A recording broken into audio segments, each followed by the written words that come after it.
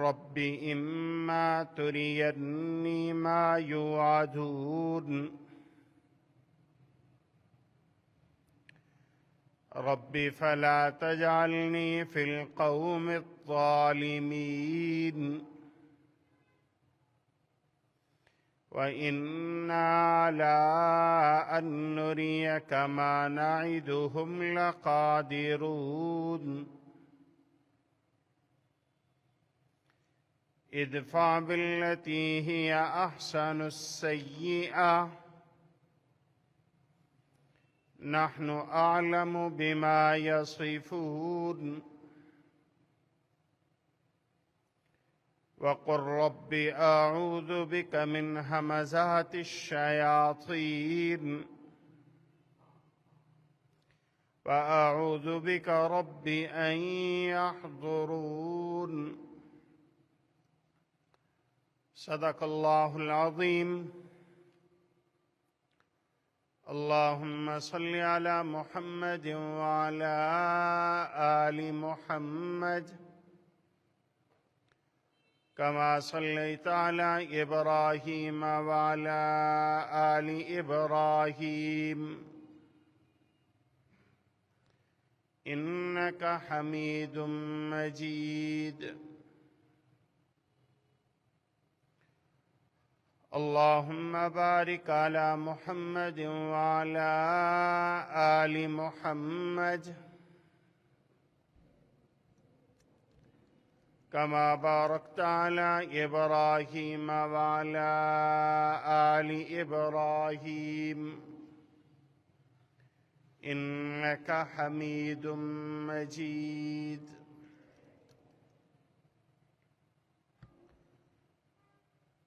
انتہائی واجب الاحترام بزرگوں، دوستوں، ساتھیوں، 1446 ہجری شعبان المعظم کی 8 تاریخ نماز جمعہ کی ادائیگی کے لیے ہم یہاں موجود ہیں۔ دعا ہے کہ اللہ رب العزت کچھ ایسا کہنے کی توفیق نصیب فرمائے جو ہم سب کے لیے دنیا میں فلاح اور آخرت میں نجات کا ذریعہ ہو۔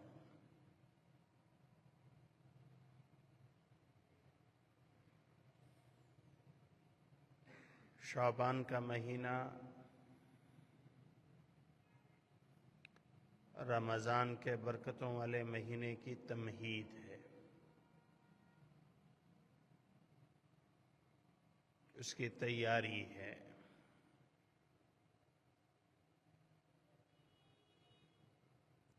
آپ حضرات نے سن رکھا ہے کہ رسول اللہ صلی اللہ علیہ وسلم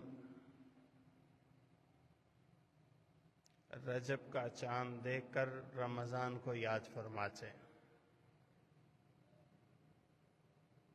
اللہم بارک لنا فی رجب و شعبان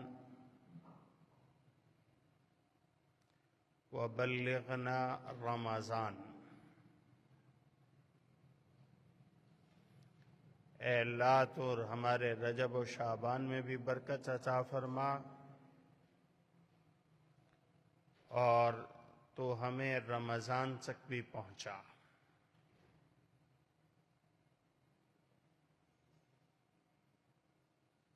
ویسے تو زندگی کے ہر موڑ پر، زندگی کی ہر گھڑی میں انسان کو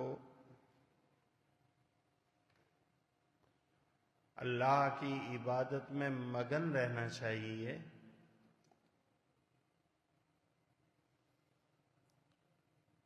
مخلوق کے حقوق ہوں یا خالق کے حق، کسی میں بھی کوتاہی انسان کے لیے بہت بڑے نقصان کا سبب بن سکتی ہے۔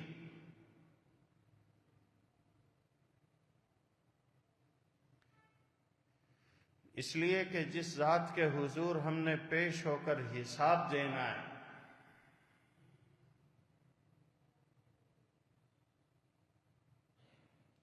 اس کی صفت یہی ہے کہ وہ فعال لما یرید، لا يسأل عن شیء کہ اس سے کسی چیز کے بارے میں سوال نہیں کیا جا سکتا. وہ الصمد ہے، ایسی ذات ہے کہ ساری کائنات اس کی محتاج ہے مگر اس کو کسی کی ضرورت نہیں.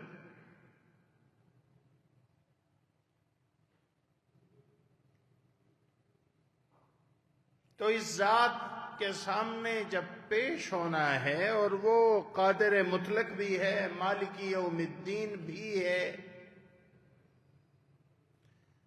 فعال لما یرید بھی ہے، اس کا فیصلہ کہیں پر چیلنج نہیں ہو سکتا، اس کے فیصلے کی کہیں پر اپیل نہیں ہو سکتی.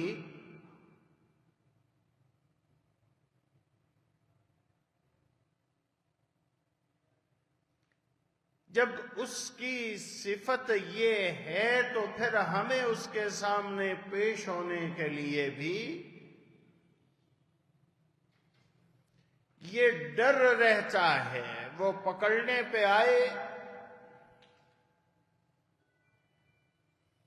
تو معمولی سے معمولی کوتاہی پر پکڑ سکتا ہے.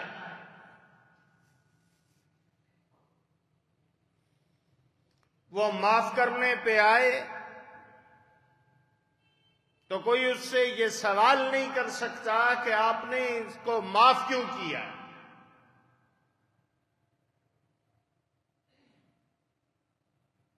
صحیح حدیث ہے، رسول اللہ صلی اللہ علیہ وسلم ارشاد فرماتے ہیں، دخلت امرأة النار فی ہرہ. ایک عورت کے لیے، خاتون کے لیے جہنم کا فیصلہ صرف اس وجہ سے ہوا کہ اس نے ایک بلی کو تکلیف پہنچائی تھی. ربطتها، بلی کو باندھا، پھر اسے کھانے کے لیے کچھ نہیں دیا، نہ اسے چھوڑا.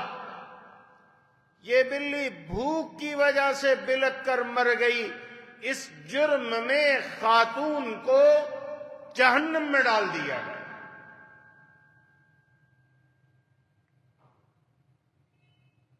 اور ادھر ایک خاتون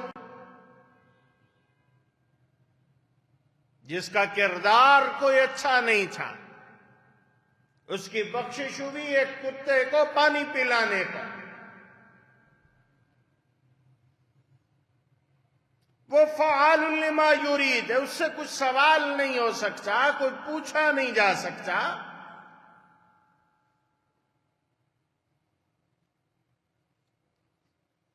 یہی وجہ ہے کہ قیامت کے دن جب حضرت عیسیٰ علیہ الصلوۃ والتسلیم سے سوال ہوگا، اللہ نے اس سوال و جواب کی منظر کشی قرآن کریم کے اندر کی. فرمایا وَإِذْ قَالَ اللَّهُ يَا عِيسَى ابْنَ مَرْيَمَ أَأَنْتَ قُلْتَ لِلنَّاسِ اتَّخِذُونِي وَأُمِّيَ إِلَٰهَيْنِ مِن دُونِ اللَّهِ، کہ اللہ عیسیٰ سے کہیں گے کہ عیسیٰ کیا آپ ہی نے لوگوں کو کہا تھا کہ اللہ کو چھوڑ کر میری اور میری ماں کی عبادت کرو، انہیں معبود بنا لو. حضرت عیسیٰ علیہ السلام جواب ارشاد فرمائیں گے، سبحانک ما یکون لی ان اقول ما لیس لی بحق. سبحان اللہ، اے اللہ ہر عیب سے پاک، اولاد کی احتیاج سے بھی پاک. آپ اپنی ذات و صفات میں شریک بھی نہیں رکھتے. میری کیا مجال کہ کوئی ایسی بات کروں کہ جس بات کے کرنے کا مجھے حق نہیں. میں یہ کیسے کہہ سکتا ہوں کہ اللہ کو چھوڑ کر کسی اور کی عبادت کرو؟ نبی تو دنیا میں آتا ہی اس لیے ہے کہ انسانوں کا تعلق اللہ سے جوڑے۔ نبی تو انسانوں کو اللہ کے در پر جھکانے آتا ہے۔ ما یکون لی ان اقول ما لیس لی بحق، میری مجال نہیں کہ میں ایسی بات کروں کہ جس بات کے کرنے کا مجھے کوئی حق نہیں۔ ان کنت قلتہ فقد علمت تعلم ما فی نفسی ولا اعلم ما فی نفسک انک انت علام الغیوب۔ اے اللہ، آپ کے دربار میں کسی گواہی کی ضرورت نہیں، کسی قسم کی ضرورت نہیں۔ اے اللہ، آپ کا علم سب پر حجت ہے، آپ کا علم تمام شہادتوں سے بڑھ کر ہے۔ عدالت میں جج اور قاضی گواہی کی بنیاد پہ فیصلہ کرتے ہیں۔ حضرت عیسیٰ علیہ السلام عرض کر رہے ہیں کہ اے اللہ، آپ کے دربار میں کسی گواہ کو پیش کرنے کی کوئی ضرورت نہیں۔ ان کنت قلتہ فقد علمت، اگر میں نے ایسی بات بالفرض کہی ہوتی تو یقیناً آپ کے علم میں یہ بات ہوتی، اس لیے کہ آپ کا علم کامل ہے۔ تعلم ما فی نفسی ولا اعلم ما فی نفسک، اے اللہ، میری ہر بات کو آپ جانتے ہیں، میرے دل کی دھڑکنوں کو بھی آپ جانتے ہیں۔ تعلم ما فی نفسی، جو کچھ میرے اندر ہے، میرے نفس میں ہے، میرے دل میں ہے، میرے ذہن میں ہے، میری سوچ میں، اے اللہ آپ اسے جانتے ہیں۔ وَلَا أَعْلَمُ مَا فِي نَفْسِكَ، اور جو آپ کے علم کا خزانہ ہے میں تو وہ نہیں جانتا۔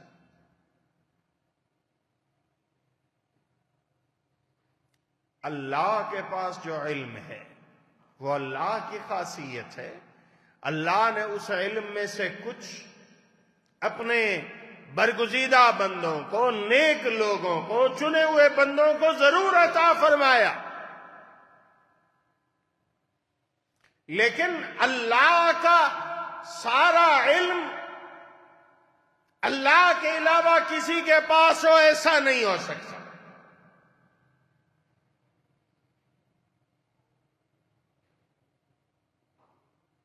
حضرت موسیٰ علیہ السلام حضرت خضر کے ساتھ جا رہے ہیں، صحیح بخاری میں آتا ہے، کشتی میں سوار ہوئے، کشتی کے کنارے پر ایک چڑیا آ کر بیٹھی، اس نے اس سمندر میں سے یا اس دریا میں سے چونچ میں پانی لیا۔ حضرت خضر حضرت موسیٰ کو متوجہ کر رہے ہیں کہ اے موسیٰ، اللہ نے آپ کو بھی بڑا علم دیا، آپ اللہ کے بڑے رسول ہیں، اولو العزم رسولوں میں سے موسیٰ علیہ السلام۔ وَكَلَّمَ اللَّهُ مُوسَىٰ تَكْلِيمًا، موسیٰ وہ ہیں کہ جن کے ساتھ اللہ نے براہ راست گفتگو کی ہے۔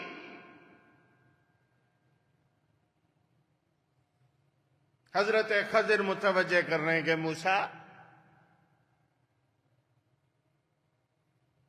اللہ نے آپ کو بھی علم دیا ہے، اللہ نے مجھے بھی ایک علم دیا ہے۔ میرا اور تمہارا علم مل کر اللہ کے علم کے مقابلے میں یہی نسبت رکھتا ہے، میرے اور تمہارے علم کو جمع کر لیا جائے اور اللہ کے علم کو دیکھا جائے تو جس طرح اس چڑیا کی چونچ میں پانی کا ایک قطرہ اس پورے سمندر سے نسبت رکھتا ہے، میرا اور تمہارا علم مل کر بھی اللہ کے علم کے مقابلے میں اس قطرے سے بھی کم ہے۔ اللہ کا علم اس سمندر سے زیادہ۔ قل لو كان البحر مدادا لكلمات ربي لنفد البحر قبل ان تنفد۔ اگر یہ سارے سمندر سیاہی میں بدل جائیں اور سارے درخت قلم بن جائیں اور رب کے علم کو، تو علم تو دور کی بات، رب کی صفات کو، کلمات کو لکھنا شروع کر دیں، لنفد البحر، یہ سمندر خشک ہو سکتے ہیں، اللہ کی باتیں ختم نہیں ہو سکتی۔ ہاں، اللہ کے علم کے مقابلے میں تو کسی اور کا علم یوں ہے کہ گویا وہ ہے ہی نہیں۔ اللہ اپنے علم میں سے جتنا چاہتے ہیں عطا فرماتے ہیں۔ ہمارے آقا علیہ الصلوۃ والسلام کو بھی اللہ نے بڑا علم عطا فرمایا، ساری کائنات سے زیادہ اور ساری مخلوقات سے زیادہ علم ہمارے آقا علیہ الصلوۃ والسلام کو اللہ نے دیا ہے۔ لیکن اگر یہ کہا جائے کہ اللہ کا سارا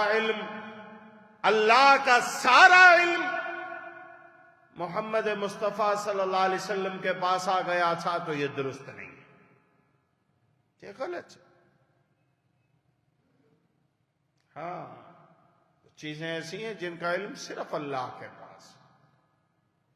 ان اللہ عندہ علم الساعہ، قرآن میں اللہ نے کہہ دیا کہ محبوب آپ کو علم نہیں ہے قیامت کب آئے گی، اس کا علم صرف اللہ کو ہے۔ وَعِندَهُ عِلْمُ السَّاعَةِ، اسی لیے حضرت عیسیٰ علیہ السلام اللہ کے حضور یہ عرض کر رہے ہیں، تعلم ما فی نفسی ولا اعلم ما فی نفسک انک انت علام الغیوب۔ اے اللہ، میرے اندر جو بھی ہے تو اسے اچھی طرح جانتا ہے، لیکن تیرے علم کے خزانوں تک میری رسائی نہیں۔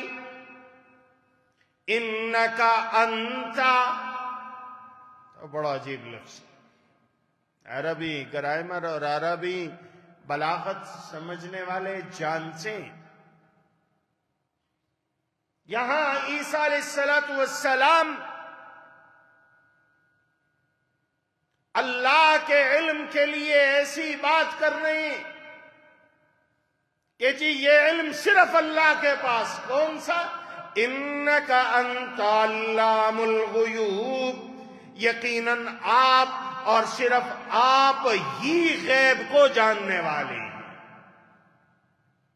علام الغیوب صرف اور صرف اللہ ہے۔ انکا انتا، انکا کا معنی ہوتا ہے یقیناً آپ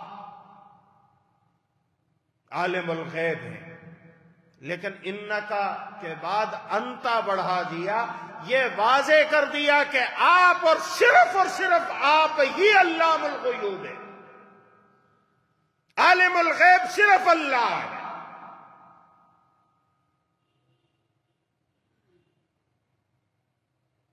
اور پھر عیسیٰ علیہ السلام رب کے دربار میں عرض کر رہے ہیں، ما قلت لهم الا ما امرتنی به، میں نے تو لوگوں کو اسی چیز کا حکم دیا تھا جس کا آپ نے، میں نے لوگوں کے سامنے وہی بات کہی تھی جس کے بارے میں آپ نے مجھے حکم دیا. جو آپ کا حکم تھا میں نے وہی بات لوگوں کو کہی. ان اعبدوا اللہ ربی وربکم، کہ تم عبادت کرو اللہ کی جو میرا بھی رب ہے، پالنے والا ہے، تمہارا بھی رب ہے، تمہیں بھی پالنے والا ہے. اب عیسیٰ یہ بات کر رہے ہیں اور پھر کہہ رہے ہیں اے اللہ، جب تک میں دنیا میں رہا،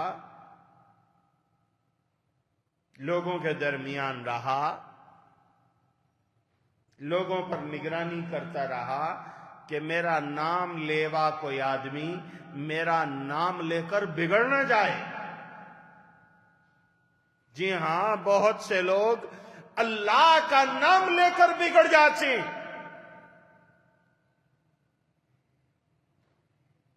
بہت سے لوگ اللہ کے نبیوں کا نام لے کر بگڑ جاتے ہیں. مکہ کے لوگ ابراہیم علیہ السلام کا نام لے کر بگڑ گئے. یہودی حضرت موسیٰ کا نام لے کر بگڑ گئے. عیسائی اور نصرانی حضرت عیسیٰ کا نام لے کر بگڑے. اسی لیے رسول اللہ صلی اللہ علیہ وسلم فرماتے تھے انا اول الناس بموسیٰ، یہودیوں کو موسیٰ کا نام لینے کا کوئی حق نہیں. موسیٰ کے ساتھ تو میرا تعلق ہے. قرآن کہتا ہے مکہ کے مشرک ابراہیم کا نام لیتے ہیں، ان اول الناس بابراہیم، ابراہیم کا نام لینے کا حق یا ابراہیم کے ساتھ تعلق تو ان لوگوں کا ہے جنہوں نے ابراہیم کے دین کی پیروی کی تھی. وَهَذَا النَّبِيُّ، اور یہ جو نبی کریم محمد مصطفیٰ احمد مجتبیٰ صلی اللہ علیہ وسلم ہے، یہ ہیں جن کا تعلق ابراہیم کے ساتھ. خالی نام لینے والے وہ ان کے پیروکار نہیں ہوا کرتے. ما کان ابراہیم یہودیا ولا نصرانیا، یہودی کہتے تھے ہم ابراہیمی ملت پر ہیں، نصرانی کہتے تھے کہ ہم ابراہیمی طریقے پر ہیں. اللہ نے اعلان کر دیا ابراہیم نہ یہودی تھے نہ نصرانی تھے، ولیکن کان حنیفا مسلما، انہوں نے تو ان تمام طریقوں کو چھوڑ کر ایک اللہ کی فرما برداری اختیار کی. عیسیٰ علیہ السلام فرما رہے ہیں وَكُنْتُ عَلَيْهِمْ شَهِيدًا مَا دُمْتُ فِيهِمْ، جب تک میں لوگوں کے درمیان رہا ان پر گواہ تھا، ان کی نگرانی کرتا رہا. فَلَمَّا تَوَفَّيْتَنِي كُنْتَ أَنْتَ الرَّقِيبَ عَلَيْهِمْ، اے اللہ جب آپ نے مجھے آسمانوں پر اٹھا لیا، جب آپ نے مجھے وصول کر لیا، جب آپ نے مجھے دنیا سے اٹھا لیا، تو اے اللہ پھر مجھے نہیں معلوم کہ ان لوگوں نے کیا کیا. میرا نام استعمال کر کے میری تعلیمات کی خلاف ورزی کی. کنت انت الرقیب علیہم، اے اللہ پھر آپ ہی ان کے نگران تھے، آپ ہی نے دیکھا کہ یہ لوگ میرا نام استعمال کر کے میری تعلیمات کی خلاف ورزی کیا کرتے تھے. وَأَنْتَ عَلَى كُلِّ شَيْءٍ شَهِيدٌ، اے اللہ ہر جگہ موجود، ہر جگہ حاضر و ناظر تو صرف تیری ہی ذات ہے. عیسیٰ قیامت کے روز اللہ کو اس انداز میں جواب دے. پھر وہ بات کریں گے جس کے لیے میں نے یہ ساری تمہید باندھی۔ اللہ فعال لما یرید، ان سے کوئی سوال نہیں ہو سکتا کہ آپ نے یہ فیصلہ کیوں کیا، اس لیے فرما رہے ہیں ان تعذبہم فإنہم عبادک، اے اللہ یہ لوگ جنہوں نے میرا نام لے کر تیرے ساتھ شرک کیا ہے، اگر آپ انہیں عذاب دیں، سزا دیں، ان کے خلاف فیصلہ کریں، فإنہم عبادک، یہ سارے لوگ آپ کے بندے، آپ کی مخلوق ہے۔ جی ہاں، غلام آقا کے خلاف دعویٰ کہاں کر سکتا ہے؟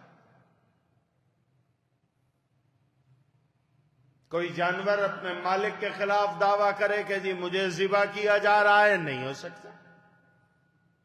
فَإِنَّهُمْ عِبَادُكَ، آپ کے بندے، آپ سے کوئی سوال نہیں ہو سکتا کہ آپ ان کو سزا کیوں دے رہے ہیں۔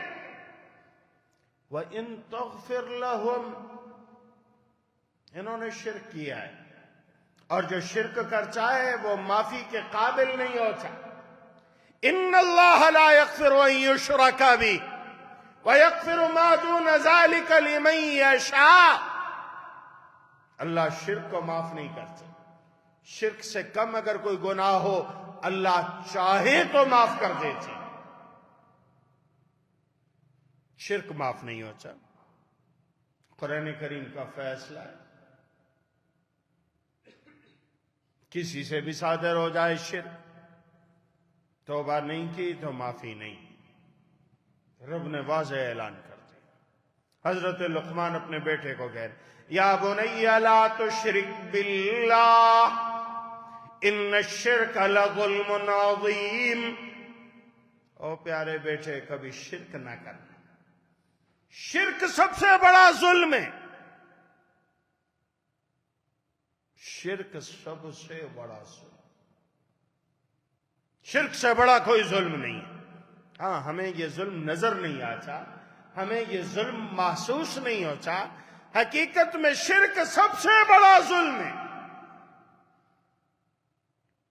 عیسیٰ علیہ السلام فرما رہے ہیں کہ یہ لوگ جنہوں نے اے اللہ آپ کا شریک ٹھہرایا، شرک کیا، آپ کی حق تلفی کی، آپ کے ساتھ یہ نامناسب رویہ استعمال کیا، ان تغفر لہم، اے اللہ اگر آپ ان کو معاف کر دیں، پہلے فرمایا کہ اگر آپ ان کو عذاب دیں، ان تعذبہم فإنہم عبادک، آپ انہیں سزا دیں، عذاب دیں، کوئی آپ سے نہیں پوچھے گا، اس لیے کہ آپ کے بندے۔ وَإِن تَغْفِرْ لَهُمْ، یہ معافی کے قابل نہیں ہے، لیکن پھر بھی اگر آپ ان کو معاف کر دیں فَإِنَّكَ أَنْتَ الْعَزِيزُ الْحَكِيمُ، تو آپ کا اقتدار سب پر غالب ہے، پھر بھی آپ سے کوئی نہیں پوچھے گا، آپ عزیز ہیں، سب پر غالب ہیں، وہ پکڑ لے تو کوئی نہیں چھڑا سکتا، وہ چھوڑ دے تو کوئی کہہ نہیں سکتا کہ چھوڑا کیوں۔ یہ رب کی ذات ہے، جب وہ ذات اس طرح کی ہے تو پھر زندگی کے ہر لمحے میں اس کی ساتھ جو ہمارا تعلق ہے اس تعلق میں دھیان دینے کی ضرورت ہے، ہر لمحے میں خطرہ موجود ہے۔ وہ معمولی سے معمولی کام پر بھی ناراض ہو سکتا ہے، وہ بڑے گناہوں کو بھی معاف کر سکتا ہے۔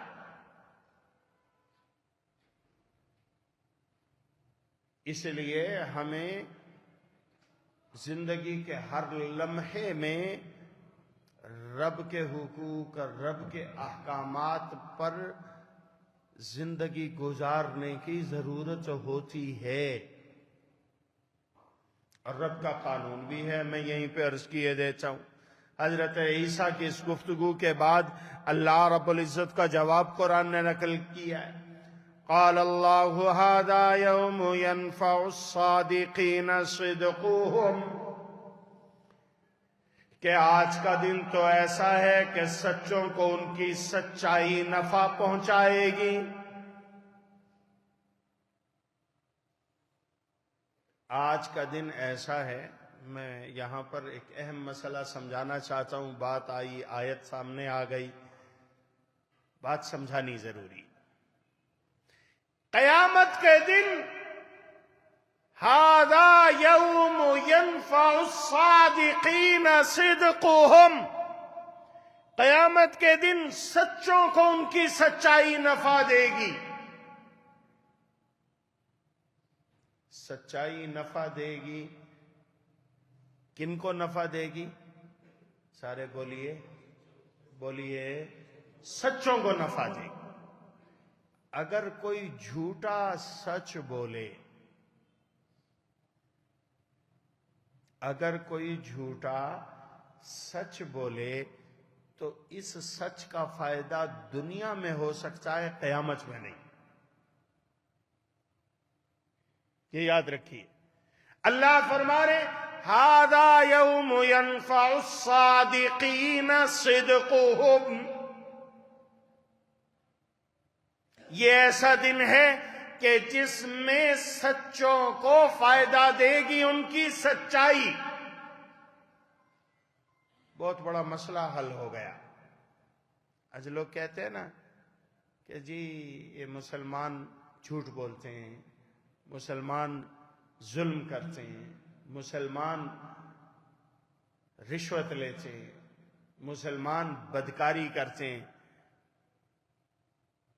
اور کافر سچ بولتے ہیں، کافر خیانت نہیں کرتے، رشوت نہیں لیتے، کافر بدکاری نہیں کرتے۔ تو جی بتلاؤ، جنت میں مسلمان جائیں گے کہ کافر جائیں گے؟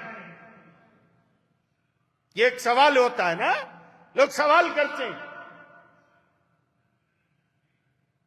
کہ جی ایک مسلمان ہے، اس نے کلمہ تو پڑھ لیا، شرک تو نہیں کیا، لیکن اس نے جھوٹ بھی بولا، اس نے خیانت بھی کی، اس نے لوگوں کے حقوق بھی دبائے، ان پر ظلم بھی کیا، اور دوسرا آدمی اس نے کلمہ نہیں پڑھا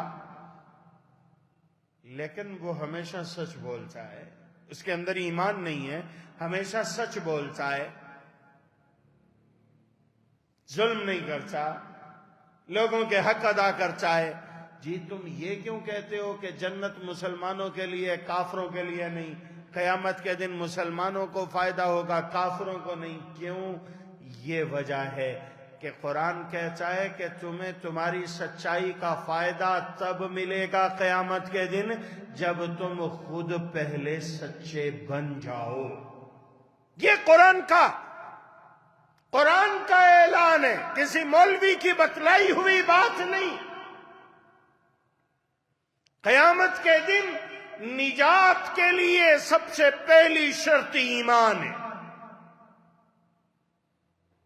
ایمان موجود ہے، اس کے ساتھ چوری ہے، اس کے ساتھ جھوٹ ہے، اس کے پاس کوئی اور گناہ ہے تو ٹھیک ہے، اللہ اس کو سزا دیں گے۔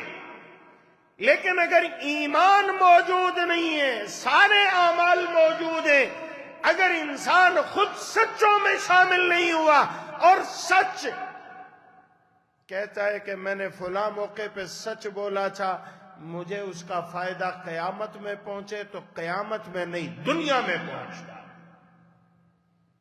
قیامت کے دن کی تو پہلی شرط ایمان ہے، اور قرآن نے کہہ دیا فَلَا نُقِيمُ لَهُمْ يَوْمَ الْقِيَامَةِ وَزْنًا، جن کے اندر ایمان نہیں ہے ان کے لیے قیامت کے دن کسی عمل کا کوئی وزن نہیں۔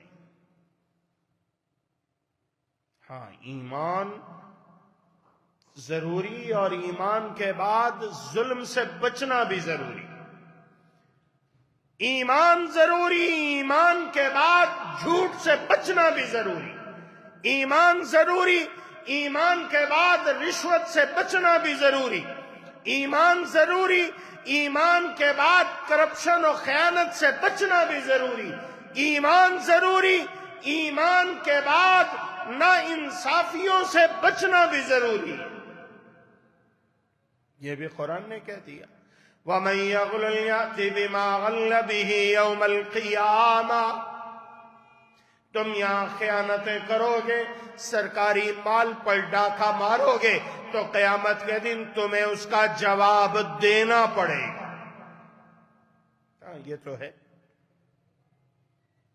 لیکن اگر کوئی یوں کہتا ہے کہ ایمان کی ضرورت نہیں تو یہ غلط کہتا ہے۔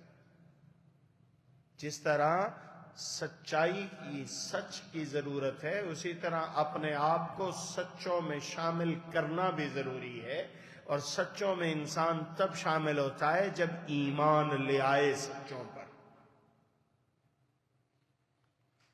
یہ رب تعالی کا قانون ہے، یہ اللہ تعالی کی بچلائی ہوئی، اللہ کا بچلایا ہوا نظام ہے،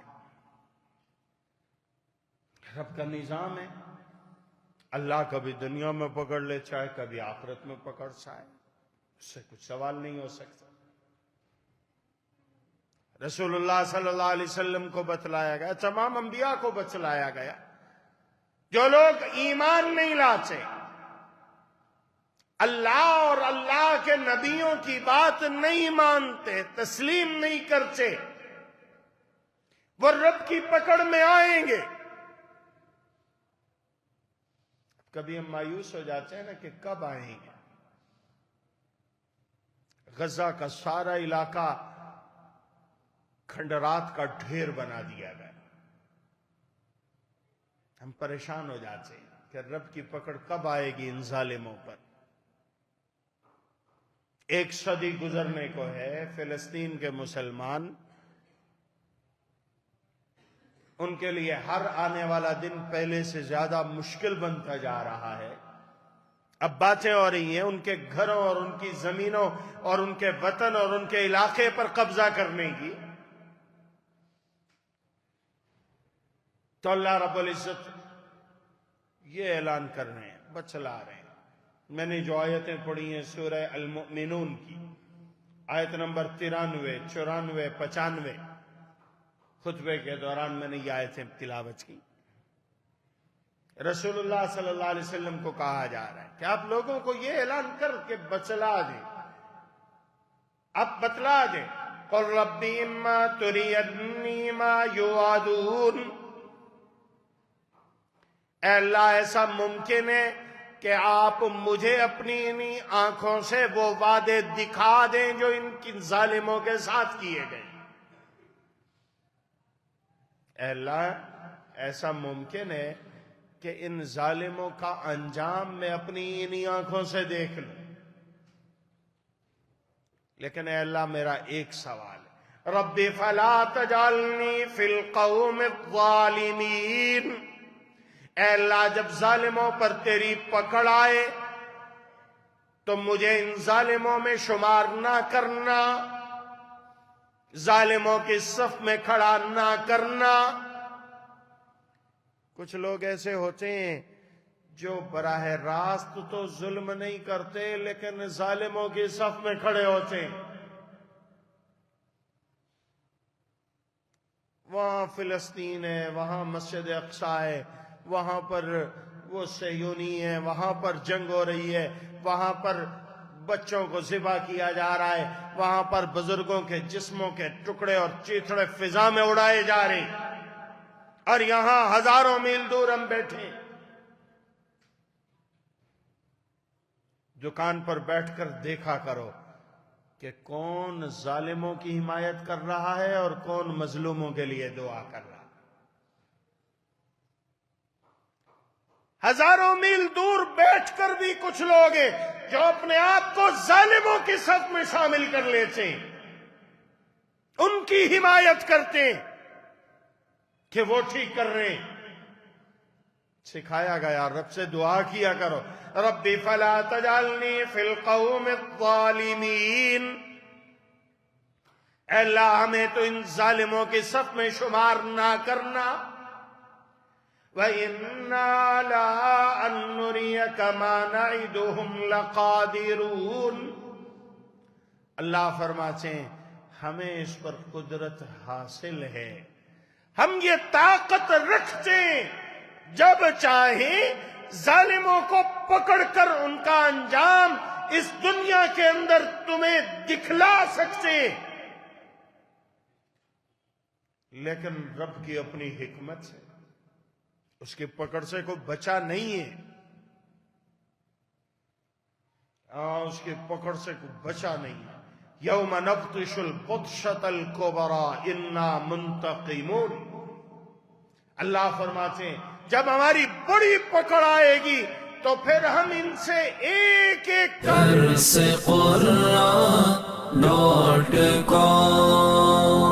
www.darsequran.com